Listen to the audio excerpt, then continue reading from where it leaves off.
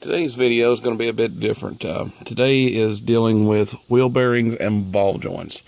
Now, you've probably heard those terms before, and you've heard people say, I got a wheel bearing, it's going bad, or my ball joints are shot. But, what does that mean? Well, quite simply put, your ball joints are just what they sound like, kind of like the joints that are in your shoulder. It's a ball and socket, basically.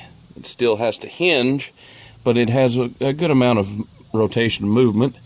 And then your wheel bearing is actually a bearing that's quite simply put on your spindle that allows your wheel to rotate without getting hot.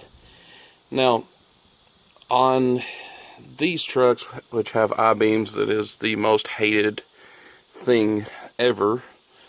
A lot of people says that, the IBeams cause the wheel bearings to go out or the ball joints to go bad because of the I-beams, which is complete bullcrap. It doesn't happen like that.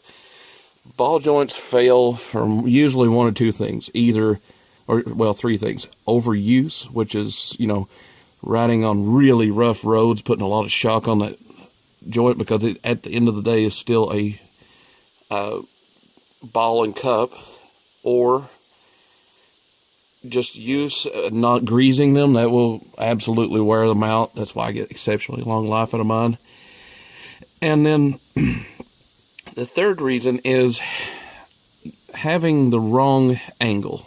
That is a big thing. Think of it this way. If you have your shoulder kinked out in some weird angle all the time, it's going to get sore and weak. Well, that's exactly what happens to your ball joints. And it's a simple thing. I mean, you have this nut up here, you take that out, and you have camber alignment bushings that you can add to help with the camber of your wheels, which also kind of helps with your ball joints because it relieves the angle, the severity of it. Now, that is about the only way you can get a worn out ball joint. Now, as far as a wheel bearing, exceptional use, again, dirty, dusty roads with a bad oil seal, that will do it for you. Just use. I mean, I've gotten 100,000 miles out of mine. I mean, I couldn't ask for anything different because that's the life of a vehicle, is 100,000 miles.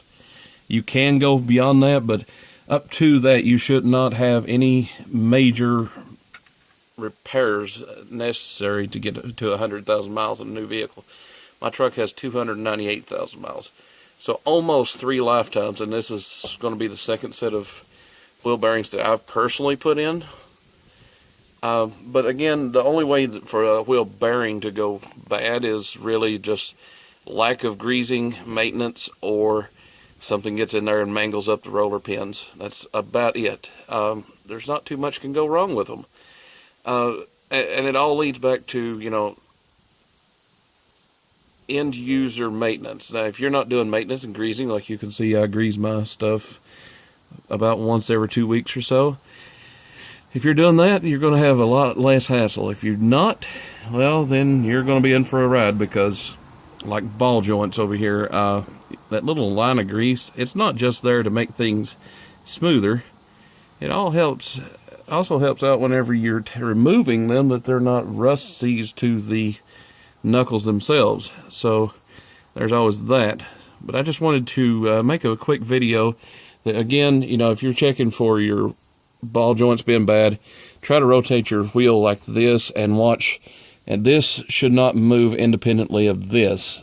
And if that's the case, then you got a bad ball joint. Now, if you can move your wheel in and out, which now, given mine, this only has like one lug nut at half the threads, so it's excessively loose.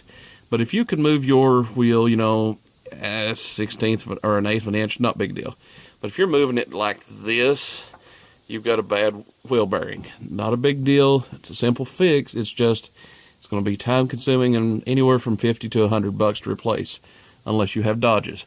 Dodges are usually $100 plus per side to get the wheel bearing because the hub is all built together for whatever genius reason that is. But whatever. I'm not a Dodge guy. Don't have to deal with that.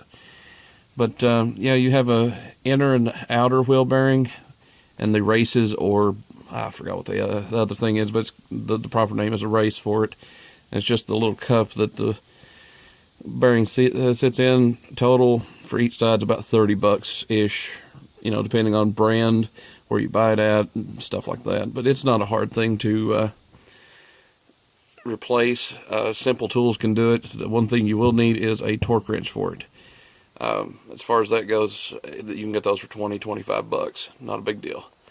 But that was just a quick video discussing, you know, how to check your wheels to see if you need new ball joints or wheel bearings.